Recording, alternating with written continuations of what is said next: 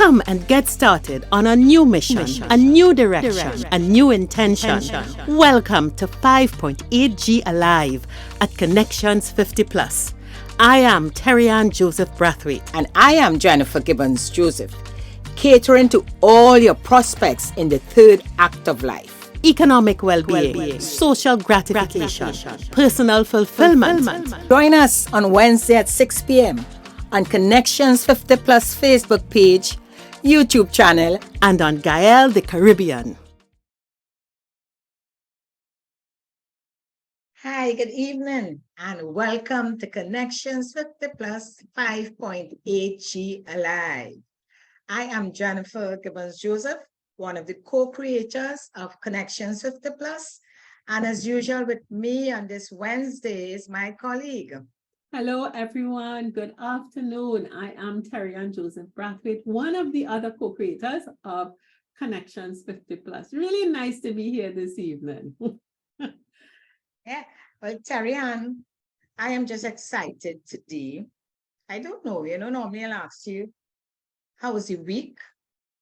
And by the way, today Wednesday, and I think tomorrow Thursday having SCA exams. So, all those parents who are very anxious and determined, I just wish everybody well, that, go in there and do their best.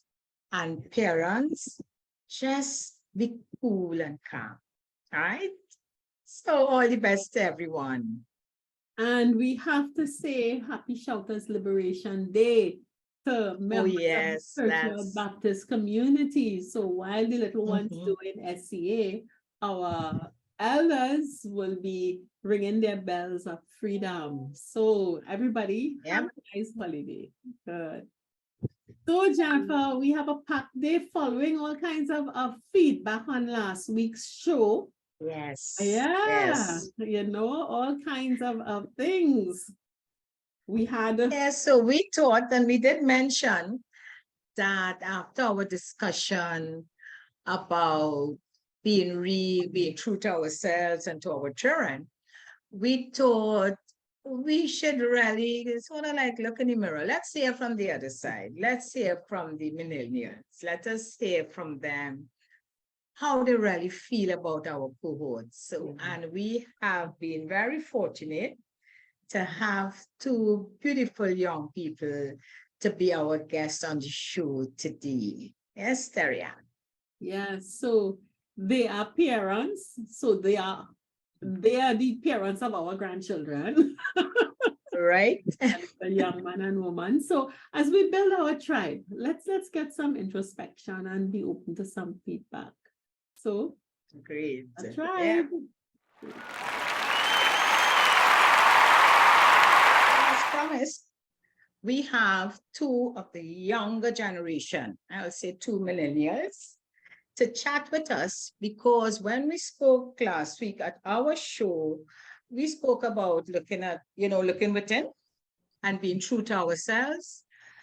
But we want to know, we really want to face some real facts now by hearing from the younger generation how they feel about us exactly. We could learn a thing or two. We may learn to just bite our tongues and not say what we feel. Sometimes, just bluntly say anything. Or pop up balloons. Puppets. So we are happy to have with us our two guests, two young, very, lovely young professionals coming on board here with us this evening. And we have Mandy Marshall, and Mandy is a teacher. And we also have Renaldo de Silva, and Renaldo is IT professional project manager. So welcome. It is so lovely to see some, I'm going to say this, Terri-Ann might not agree with me, but very fresh, young faces. Gracing our screen this evening. Jennifer, are you in for want to welcome you? Not fresh, not... What kind of inference you make? No, we have fresh, mature faces when they are fresh, young faces. That's all. Okay. So welcome. Oh, thanks. Thank you. Okay. Okay, so we would start, we really, last week we spoke a lot about, how we feel in this generation. And we believe sometimes there is a disconnect between us and the younger ones. And that we would love to bridge that gap, and to bridge that gap by getting a better understanding of how you all think, what you think about, how you feel, and how we could be directed maybe around along the a path without any sort of not having any that much conflict or anything. All right. So want to start. So Mandy or Terri-Ann, you want to say anything before they No. We can. I'm just excited to get some direct feedback, and I think we've chosen two individuals who know what they're Yes. about, and it would be great to hear their perspective. So we could start. All right. So Mandy, I'll start with you. Tell us Mandy, how do you see our cohort? And I say our cohort, we call ourselves the 5.8G, which is the 50 to 80 generation, will be within your parents' age group. Sure. How do you really feel? How do you see us? All right. So if I'm basing it on my family, uncles, aunts, my parents, I think I relate pretty well with them. However, they have this style of communication that makes it difficult at times. I think that generation is more of a do as I say kind of. Yep. And it's yours. It's not yours to question why. It's yours to do as I say, kind of. And that makes it difficult at times to communicate. But because I said we are millennials and we have a little bit of, we're in the middle. We're not really young, but, so it still makes it easy to communicate on some level with them, with my parents and my aunts and so. Okay, so before we go in more of the communication issue, let me ask Renaldo the same question, just to share with us how you see, our cohort. Yeah, I'll echo a lot of what Mandy has said. I do think, for me, I enjoy communicating with, my parents and other persons of your age bracket. I do like to challenge the belief system and other things that we've been taught. I know as a parent myself, I have taken an active role to, I guess, instill the morals and the teachings and the other things in my daughter in a very different way. I think what Mandy was alluding to in terms of the do as I say, not as I do, I teach my daughter to challenge people, to speak up to people in authority, but do so with respectfully. I think it's one of the things that we were told, just listen and do as you're told. I prefer somebody who challenges, especially as she's a female as well, so that she isn't forced to do things that she may not be comfortable with, and she doesn't feel like she could speak her mind when she reaches out there into the public, particularly the workforce. But generally, I do appreciate your generation. I do appreciate what you all have done. I do think that your generation did have a lot of leaders, particularly in the business sphere, that hasn't been echoed in my generation. And that is something that I would love to see improve as you all phase out of the workforce in some way.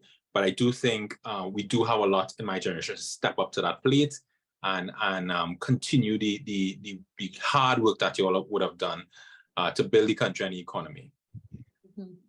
Now, both of you said something, you more or less get along with your immediate relatives and peers. And the good thing is that, Mandy, you being a teacher, you would have to interact with people outside, and Renaldo, your IT professional project manager. What is your view generally of our cohorts, non-family, without the family restrictions and so on. When you look at this 5.8G, the people that you are to succeed, because you're in your late 30s, early 40s. I think, yeah. I think if I look at it from the perspective of the workplace, there are lots of people who have a similar kind of position where they are figures of authority and they do expect you to follow along. And sometimes they don't like to be challenged by younger people with different ideas. But I think there are a fair amount of people who kind of understand that they have to coach and assist us with picking up the mantle. I wish your generation would adopt and embrace technology a bit better and a bit more, because it's one of the things that I think would increase and improve that communication between us. I do have really productive engagements with persons of that that 50 to 80 age group. All right. Mandy, what's your experience generally? As Renaldo said, I think I appreciate all that you have done in your era, but it's not really progressive, as in passing it along. They don't work well alongside because we challenge your theories and your ideologies. It's hard to pass on knowledge because we want to put a tweak on it. We want to add and we want to make it a little progressive, but you want to give me it as you have it. And, you know, even though we appreciate everything, we still need for it to be a little progressive, that we could build on it. And that age group isn't very flexible or they don't really adapt well to change, you know? Would it be a fair comment here, because I'm hearing that echoed, and I'm for both of you. And as you're saying it, Jennifer, one of the things we always say with raising our children, we focus on education. Is it that we don't realize what an educated young person brings to us? Because if we've educated you, we've taught you to think. And now when you're putting forward those thoughts, we're going back to schoolmaster. I don't want to hear you. Is it that we don't understand what an educated young person is? I think the authority that comes with age, that they try to hold on so much to it, that you're not allowed to lead. Because in conversations, they would say, well, you feel you know more than me. No, I may know something that you don't know, and that's the case. But it's more of trying to hold on to this authority, and I know, and why should I listen to you? Because, you know, I have more experience, and experience is the best teacher, and, you know, along those lines. Yeah, if I could add to that, I'd say another thing is the rate of change. I think the rate of change is increasing in the world. So things are changing so rapidly, and the older generation expect it to happen in the same way that they would have experienced that change. So they expect that they will phase out or work out to the workforce the same way and be able to transition in the same way that they experienced when they were coming into the workforce and at our age. But that rate of change has dramatically increased, and especially because we need to keep up with a global environment now. It's not just what happens in this local space of Trinidad and Tobago. We have to adapt and adopt practices that are used throughout the world. So I think just that rate of change is also something that is rubbing the older persons a little bit wrong. Ironically, I think I fall victim to that as well, because the same rate of change and having to interact with my daughter as well. I mean, Correct. I have to understand, yeah, you know, it's changing, and what I know things fast. Yeah. And your daughter is 19. 19, yeah.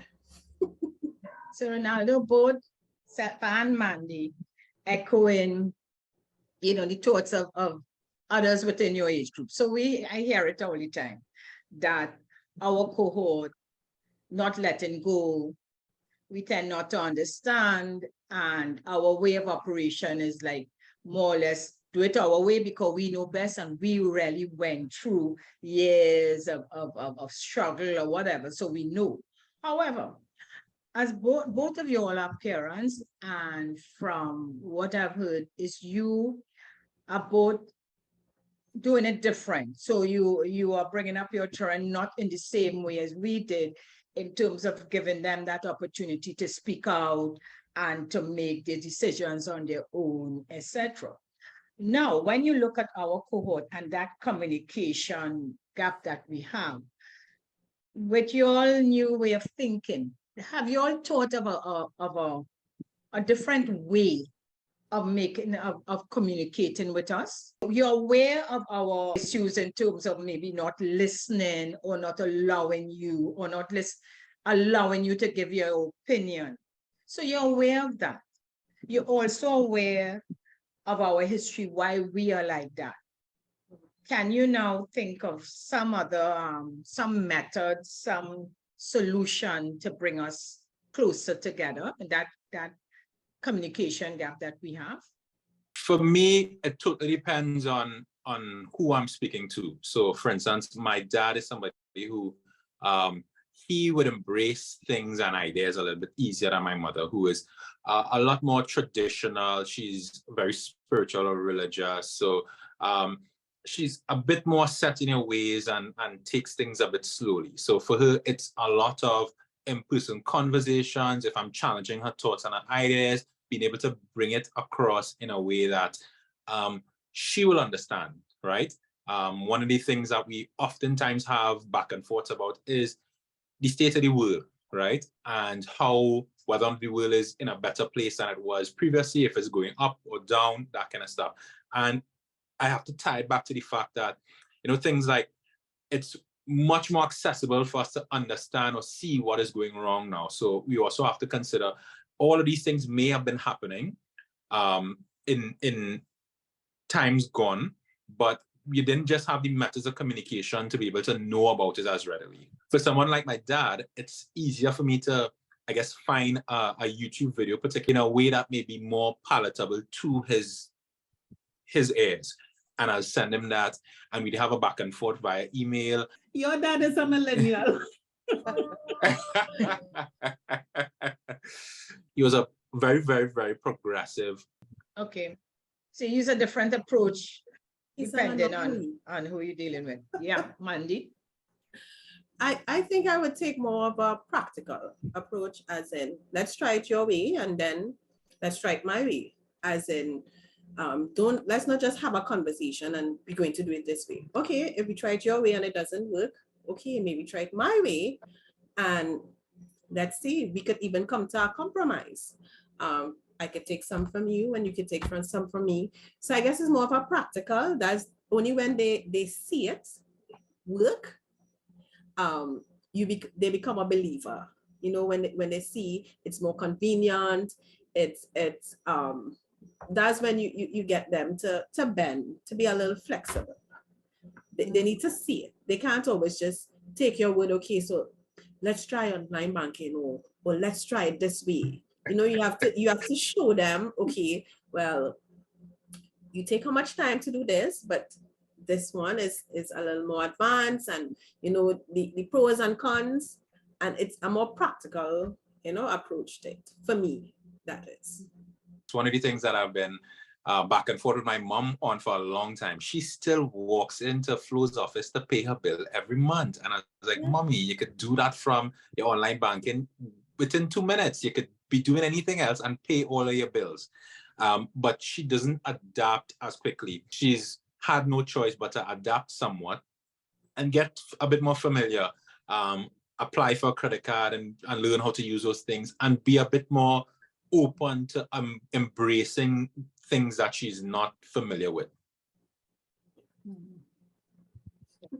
But as you speak about the technology, I have found, Renaldo, many times, and you get that complaint from our cohort, we are really scared of technology. And at times, the reason that we shut down or may not go further is because when we ask the younger ones for help, their teaching method is so fast that by the time because they will get annoyed and say, do X, Y, and Z, and leave us to it. And if we come back to you for help, and we get, you feel like, okay, I told you already, then we just shut down and say, okay, we're just not doing it. So on behalf of the 5.8 cohort, I will ask for a little more patience. For instance, if they don't want to do something, spend some more time and actually, and I know it is maybe could be annoying, but it's actually like helping you with baby steps. So yes, you're doing it over and over, and you figure by the second time we should know it. But I will just ask to exercise a little more patience when it comes into technology. I would say yes. I understand that. I understand that. But I will say this though, and I think it's across all generations. Once we find something that we're really interested in, technology no longer becomes a barrier. In COVID, when the churches shut down and you couldn't go out of church, my mother was on her iPad in every single service and had no problems. She had no problems because she was motivated to get to what she wanted, what she felt was important to her. And that is one of the things that I do want the older cohort to understand as well. Just because something is a little bit tricky or requires a little bit of effort and energy to learn should mean that it should just be relegated and continue to do what we have always been doing. It may take a little bit of practice, but we need to motivate ourselves to step out. But I also want persons to be internally motivated, I guess, to seek new, interesting ways to do things and just not shy away from it because it's different. Mm-hmm. I jokingly say that we are the age where we have to parent our parents, so we need to find the innovative way. We need to have the patience. We need to find that way to parent our parents into into a new era. Yeah. If I may say, it's I think it's easy to get distracted with technology. And I like to step away from it because to me, technology, some people just leave them where they are and they'll exist in their bubble and others will come along. But in the non-technology areas in life, which is one of the things that we find our cohort is being challenged with. You both raised it. The issue of us not handing over and making room, as it will. Take the technology away. If you want to write everything down in a notebook, write it down in a notebook. I will use a scanning system to translate it to digital, and I could deal with that. So I don't want to let technology get in the way. But what is the challenge as you see it in us not handing over that baton or not really doing our leg of the relay properly with you all? Because you both inferred that handing over leadership and allowing you room to get in. What are some of the challenges you face or the obstacles we put in your way from your perspective? Yes, Mandy. I think one of the reasons for not wanting to hand over is the fear of being irrelevant. They still want to have that place. And the thing is, it doesn't matter if you when I'm looking at it from family, or even if in the workplace, we value, and sharing or handing over doesn't mean that you're no longer relevant. And I think that's the fear that they have. So that's why they hold on so dearly, so that we need to come to you. We need to come to you for the slightest thing. We need to come to you. And I think that's probably what caused them to hold on, caused you all to hold on so dearly to that space that you all have. That's just how I Mandy say, saying that, have you had an opportunity to have that type of conversation with your family or outside your family? No, I would say no. I would take the wrong in that. I haven't actually made that move to, to acknowledge and say, it's okay. And I admire and it have a lot of things that I would like to emulate and pass on to my children. I think I would take the wrong in that I haven't made that opening, realizing that is their fear. I haven't taken that step into opening that. And it's not you alone. I don't think because we are now opening up this type of discussion. This is not a discussion you would normally have between parents and child. You just go along. So I only asked that because it's only as you start to speak, I identify that fear of why we fear letting go.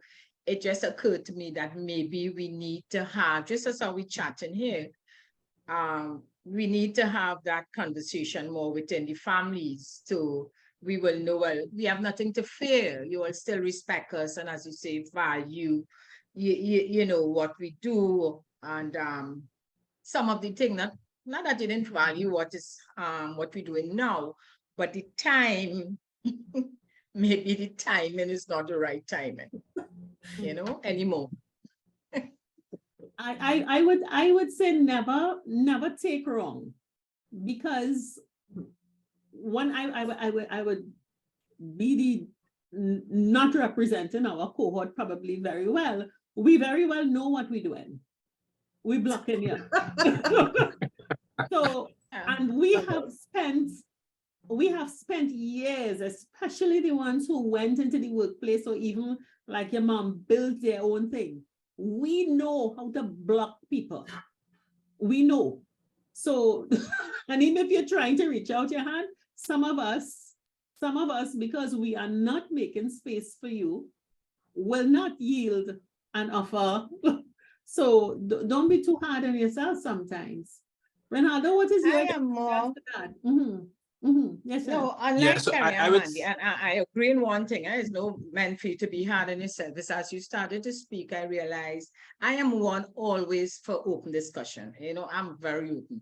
I always say the only way for solution is for us to be open and have the hard conversation. And it's not that in my situation with my daughters, things are smooth, but I'm very open. I am willing to take that chance to say, listen, this is how I feel. Let me hear how you feel. At the end of the day, we may not change our views, but I have a better understanding. And for me, for us, I don't, well, I differ from Terri-Ann in a certain way. Most of us are not like that. I don't think many of us know and willfully sitting back and allowing the communication, that lack in communication. I would still take that chance, even if you feel, this is me, even if you feel that adult is aware of what they're doing and doing it because they want to, and many of them do, they want to hold on to power. They don't want to let go of that power because, and you quite rightly said, they want to remain relevant. I feel that breakthrough is up to your group now to say, you know what, let me go brave. Even if they feel so, I would let them know that this is where the breakdown may be. And and you're only doing it, and you said it, Mandy, you appreciate, you want to emulate certain, certain values, etc. But you're not voicing it because you never had to. You don't see the need to. Yes. It's not that they're having any great conflict. But I see the need to say something, even though you believe they're aware. Jennifer doesn't accept that she's a minority. I still feel there is always need to open. And at some stage, either the adult, either our cohort, it might hit us one day when they say you're facing that wall and you say, you know what? They did say X, Y, and Z, just like the other way around too. in the conversation, you may recall the conversation, which may help you with a decision. And that's me, as again, as I said, I like that open discussion. Can I ask you, is that typical? Is that view, that open view, that it's not typical? So I'm asking you from your perspective now, because Jennifer will be open, but I know most of us not tolerating it. So how do you deal with that? So it's a bit tricky because you're in a workplace and you're typically working with and directly with and for people who may have a stake in this business, so it's their own. So to try to upset that would be very, very difficult, right? They ultimately have the say as to how things get done. So it's a little trickier in the workplace. In my personal relationships, particularly with stuff like my mom, I would spend a lot of time to challenge some of the things that she would have done and challenge her as to whether or not she thought it was the best way forward, or maybe what I should be repeating. And I would say I wouldn't say a lot of times, but often I've had a few breakthrough conversations with her where she's admitted that she would do things differently and it has changed her perspective. There are a lot of things that new generation is exposed to at a much younger age, and they have these ideas that even for us is extremely different. What I try to explain to my daughter is that you need to communicate, but communicate respectfully. Mandy, you were going to say something? In terms of, you were speaking about the relationship between grandchild and grandparent. I mean, and us being in the middle, I think that helps to bridge the gap, because we have to explain to the younger one, well, even if I'm not certain about something, well, I have to explain, well, grandma feels this way because this is how she believes, this is what she believes, and this is her values. And then you have to go to your parent now and explain, well, this is how she behaves or he behaves because of the generation they're in and what they learn. So I think that helps to bridge the gap with us being in the middle, the mediator, you know? Jennifer, we have two so well brought up, nice, balanced people here. They talk patiently to their parents. There's no jumping and there's no, you see, you stay right there. You're very, but as you raise this issue, how do you feel about us trying to control, not influence, control how you raise your children, given that you realize your children are in a completely different age? Because I think that's one of the main areas of conflict between yourselves as our children and our grandchildren. How do you view that? Is there interference, Mandy, in how you raise your 19-year-old daughter as a mother, and then to you, Renaldo, as a father? Yeah, it does a lot. I guess what I do is I explain to my mother, because, you know, she is a great disciplinarian, and as a former teacher, you know, she have that structure. And I try to explain to her that her parenting style would have impacted me this way and that way. And that's why, as a parent now, I want to, there are things that I'm going to take from you, yes, but there are some things I would change, and I will explain to her, it has negatively impacted me this way, or it has positively impacted me this way. So it's not that I disagree with your parenting style, but there are some things I take and some things I leave, and trying to explain how it impacts me. I guess that is where I get through to her, because as a parent, you don't want to know that your actions negatively affected your child. You know, even it may not be intentional. I mean, it wasn't intentional, but the same control, you need the individual to be free-minded and independent. So you don't want to have that control all the time. So I guess that is where I the whole parenting thing, I get to understand what I feel. And that's why I move differently. That's just my approach. Yeah. Renaldo, how do you balance? Or is there interference? Well, for me, there isn't much. My parents' perspective, trying to interfere to what I may perceive as negatively wouldn't be beneficial to them. But even self, I don't really get involved because again, I think I've raised my daughter in such a way that she pushes back much more than I ever could or will, right? So, but I do appreciate what I received. I do appreciate the values, the morals that it instilled in me. I do appreciate what it allowed me to create. And I often do kind of find myself internally being challenged as to, is that way in some regards better? Am I falling short in some ways? Because there are lots of things that I see, especially around my daughter's peers, that are concerning. There is a lot more, again, freedom and access to information and stuff where they have these ideas and we would have not had exposure to a lot of these things.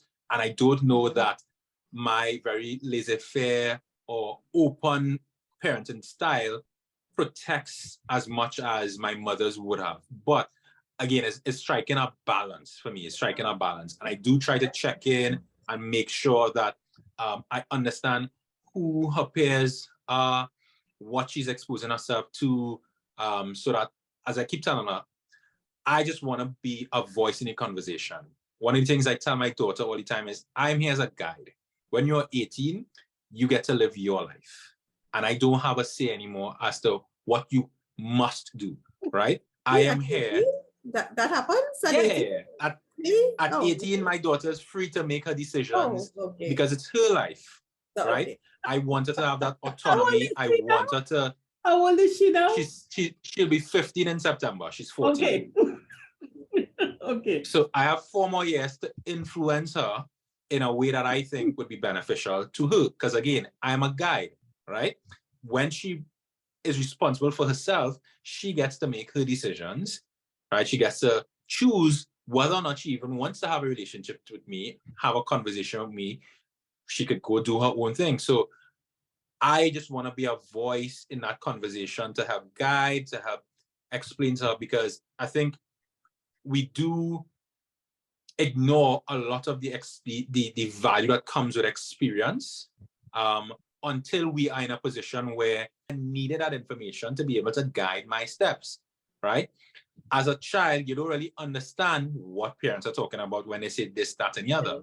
So I often have conversations with a mother in that, yes, I do want her to have a lot more freedom than we did, but as parents, we are also very much aware of the consequences, the negative consequences of certain actions that as a child she may not be. So it is important for us to still hold those reins enough that she doesn't slip and receive some of those consequences. So like things like education, we understand now what some of the negative consequences of not studying, not doing your best at school, not that that's the only way, right? But there are some advantages to doing that. And especially, I tell my daughter, she's a student and she is paid to be a student. She learns to manage her money by receiving a salary for being a student, which is also one of the methods I'd use to teach financial management, right? So she gets some money and she's responsible for paying for everything for school, be it books, school uniforms, all of those things comes out of her account. So she gets monies deposited into her account every month. She's responsible for budgeting and managing her monies. And those are some of the ways I try to teach things so that I prepare her for being an adult. Mandy, you were saying something? Oh, no, I was just thinking about the balance. Renaldo was speaking about the balance, you know, that we need to bring. Echoing his sentiments of teaching them life lessons that I felt like like that cohort didn't pay much attention because we think it was education. And then even going as an educator outside of that, making a career doesn't always have to be book or the traditional, you know, and as I say, we millennials bring the balance, you know, we bring the balance to the two generations. Well, from what I'm hearing with both of you all, Terri-Ann, our cohort not that bad at all. I think they're being very polite, or they good. Because I know we give drama. What areas, can you point out at least, you know, two critical areas that we should really look into to help with that communication gap? As I said, Terri-Ann, they're making us sound real good, you know. No, I don't think they're making us sound good. I think they well brought up. And they're probably seeing mommy in front of them. So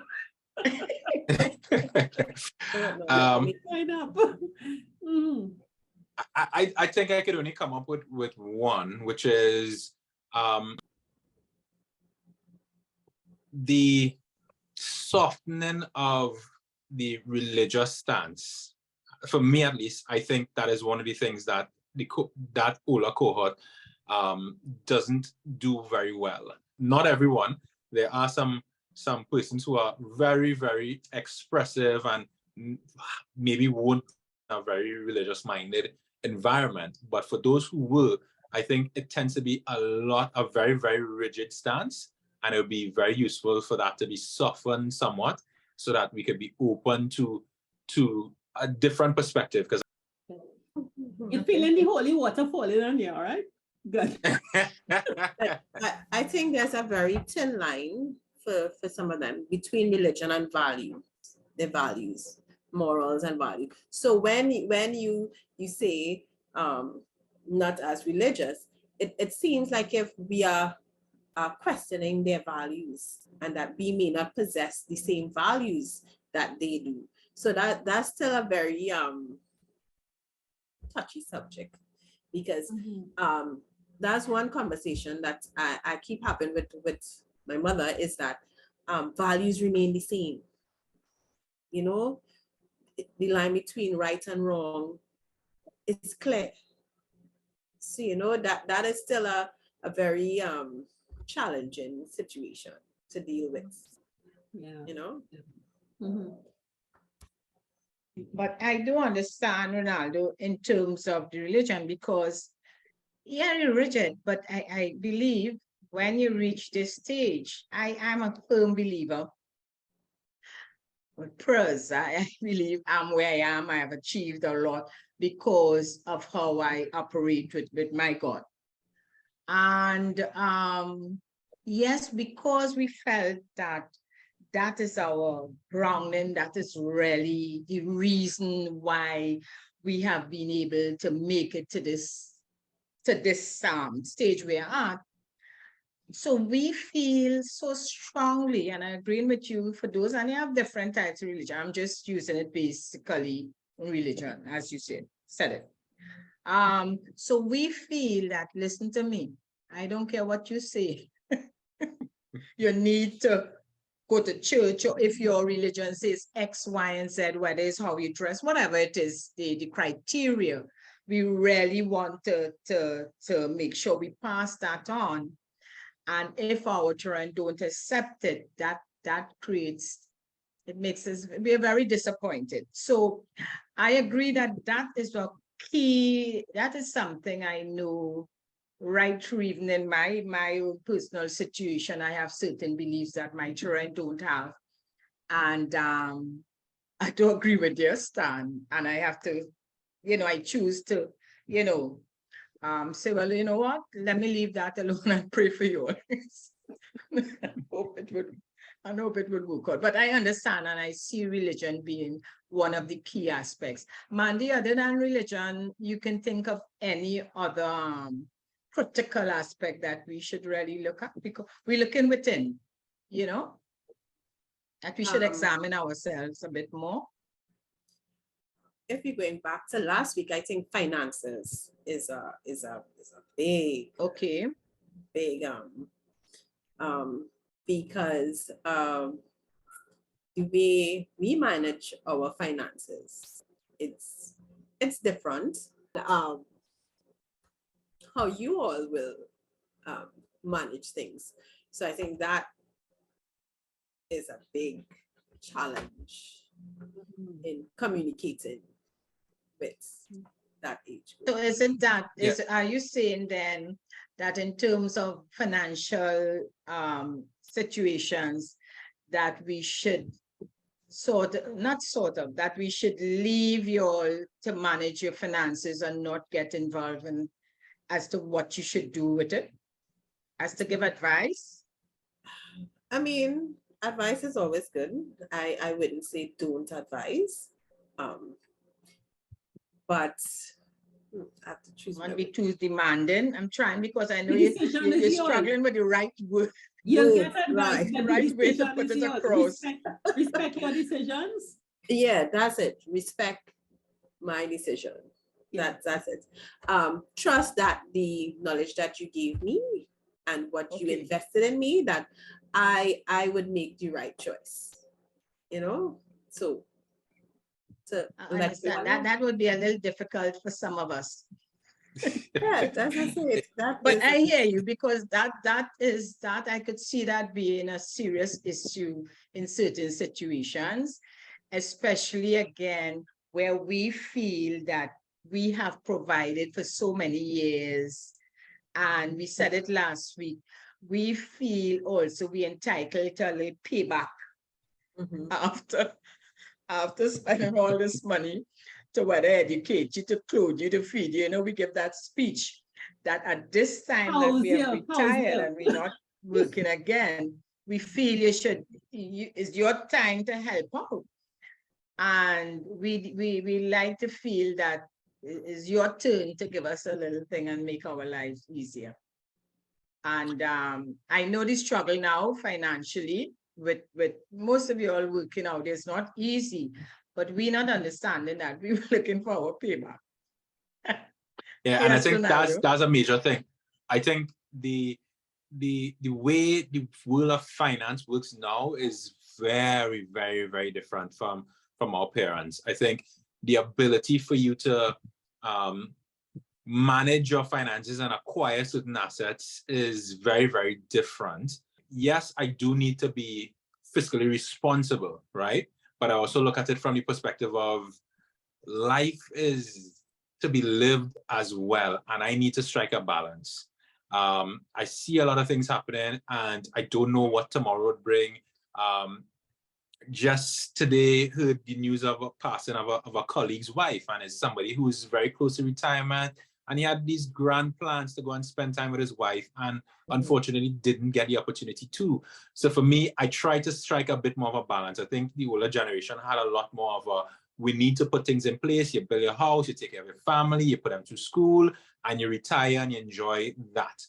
I prefer to take some smaller incremental bites at life, at living a little bit more from a younger space. And it just the freedom of not having a full-time job and being able to live a little bit more, wake up a little bit earlier, just experience life at a different pace, kind of really was an eye-opener. And I committed to myself at least once every 5-6 years. I wanted to take about 6 months off, use it to retool, use it to enjoy.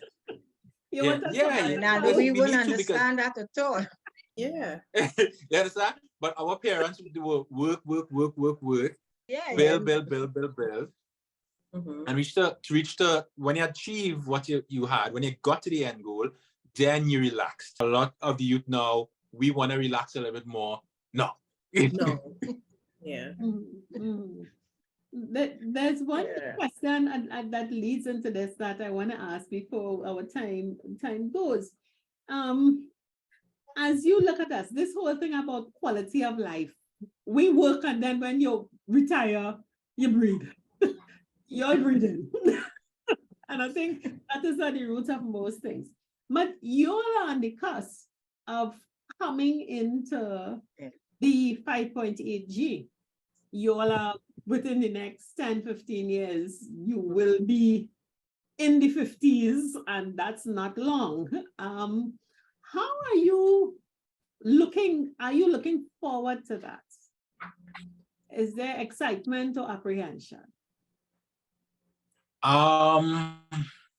There is a bit of both. I think I'm balanced on it.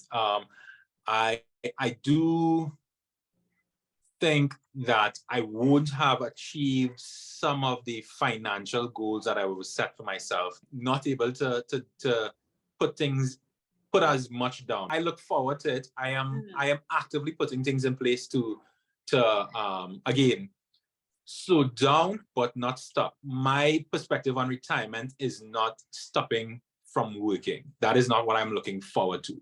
What I'm looking forward to is a position where I can work on projects when I would like to work on projects, and the projects that I would like to work on. So I am trying to put things in place where I have a standard and a quality of life that allows me to choose how I live the rest of my life. Yeah. Okay. Funny enough that you said that. For me, thinking about that age, instead of being financially comfortable, I want to be physically okay. I want to make investments now physically, so that when I'm 70, I could walk up a flight of stairs and not be out of breath. So that Man, you have to watch yourself, right? With your age. When you're 70 means when you're my age. Right. No, I mean, you want to but there are individuals that are that age and but can't do that. And can't no, do it's that. serious. I hear you. I hear you. In terms of enjoying quality of life, I want to enjoy that quality of life, to be able to, as you said, to be able to move and to be active. And in order to do that, I need to make changes and make that investment in myself now. I can't wait until I'm 60 to decide, hey, and there's some things I think your cohort didn't really think about, because then I also think about, then that's additional stress I put on my child, because I didn't take care of myself then or now. Yeah. That's just an added responsibility that I could avoid by just taking care of me now. So for looking down the road, I want to be able to move and be active, which means I have to be cognizant of changes now, Yeah. So you don't want to be one of those grumbling 70, 80-year-olds who quarreling about the children and taking care of them and carrying on and fussing, and they do so much for you and you're doing great. And if I ask you, as you plot that course, because you're preparing for your third act, as we say, the third act, it seems as though we as role models, what grade would you give us? Because there are good things and there are bad things. And very often, sometimes envisioning, unless you have a picture of what you want to be, sometimes it's difficult to bring things out of thin air. But how would you grade us as being role models for you? Mandy? So from a scale of 1 to 5? Yeah. No, I would give it a 4. I would say a 4. And that is based on my immediate circle. The people that are around me. I would say a 4. Okay. And Renaldo? I would go and say a 5. Let me explain to you why. Because I think we all do as good. I do think that generation did as well as it could have with the tools that they had at their disposal. So I do think we all try, we put our best foot forwards, and I appreciate what that generation has done for us. Okay. Well, I must say, Renaldo and Mandy, that you really help us, and it would help those who are listening, our cohort, to really think deeply, because, and thanks for how does you say, but not, this is not the millennials, thanks for bigging us up, but that's not your age group, that's the younger ones will say that.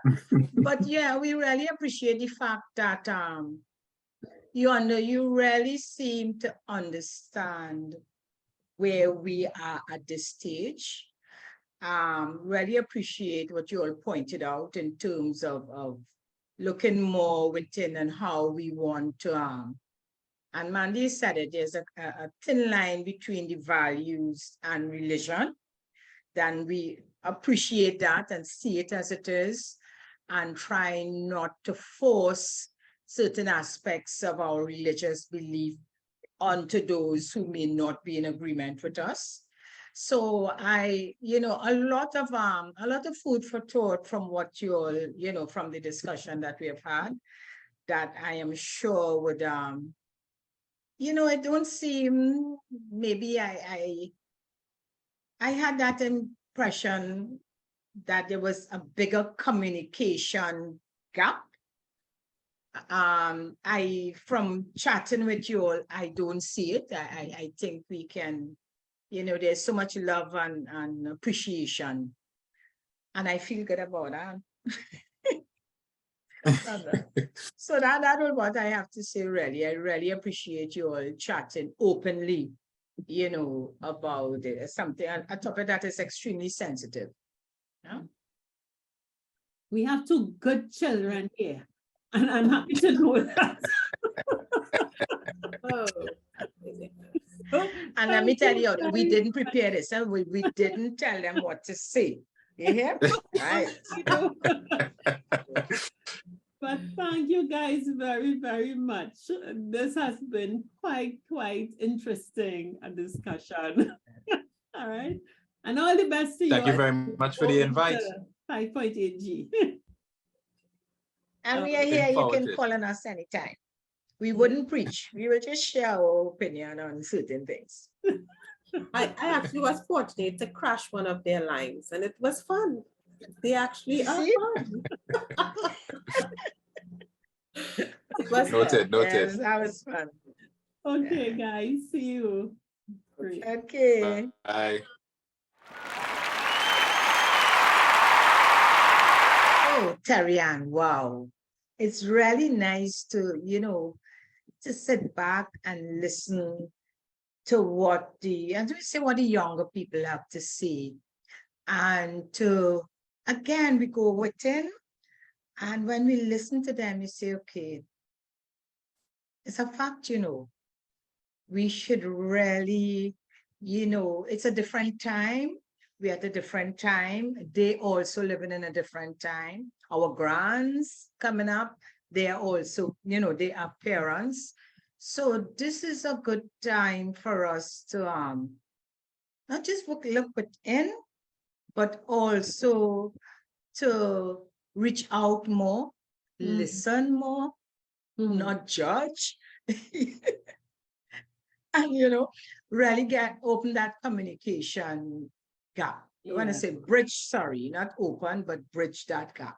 Yeah. And I think, Jennifer, we need to remember that in many respects, they're doing a lot of what we did, They're challenging, they're finding their own way.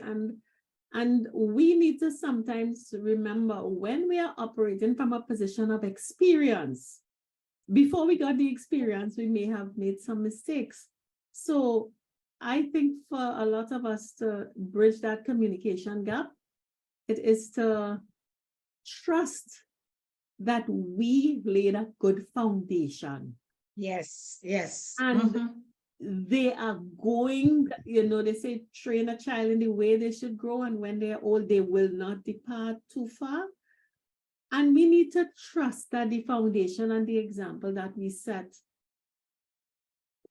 they're going to draw on it. And while they're experimenting, trying to find their own way and chart their own course, as you say, let go. Let them. We set good foundations and we set good fences. So we shouldn't be too panicked. It will be okay. So until next week, everyone, love the children, love the grand, and take it down a notch, 5.8 G. Chill out. Okay, so we say bye for now. Bye. Nice. 50 Plus Tribe and followers from Trinidad and Tobago and the Caribbean. Thank you for joining us on this Connections 50 Plus 5.8G Alive show. We hope you enjoyed the lively conversation and look forward to seeing you next week. Don't forget to like our Facebook page and subscribe to our YouTube channel. We really love getting your feedback. Bye for now.